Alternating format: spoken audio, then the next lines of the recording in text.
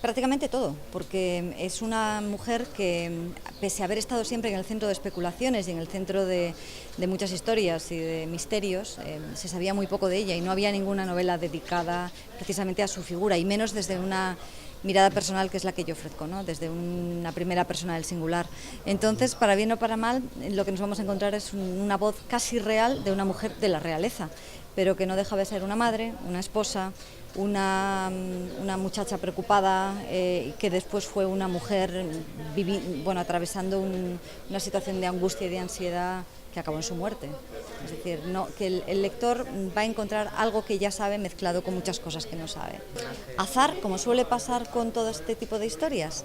Lo encontré por casualidad en una enciclopedia, en un diccionario, y me gustó.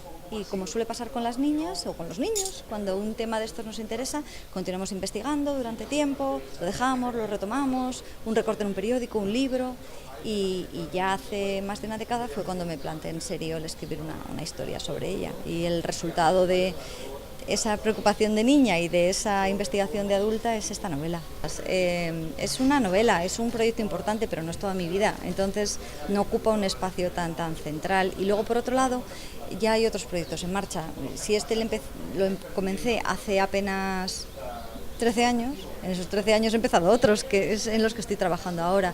Es mi manera de trabajar precisamente para evitar el horror vacui, porque debe ser muy desagradable. Yo he intentado siempre tener la cabeza ocupada con 1000 cosas, y ahora pues estoy con proyectos de literatura medieval y con literatura infantil y con teatro, entonces para cuando ha acabado una cosa ya está empezando otra. Bueno, es muy conocida, fue muy llamativa, fue una de las mujeres más conocidas de su tiempo, era la gran emperatriz de la época, ¿no?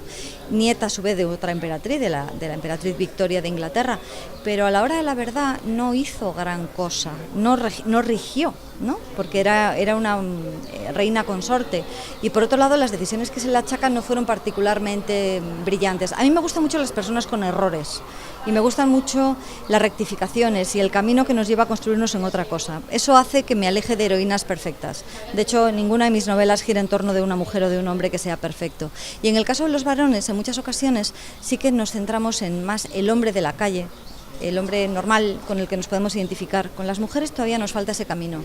Y bueno, esta no es del todo normal, pero es más normal.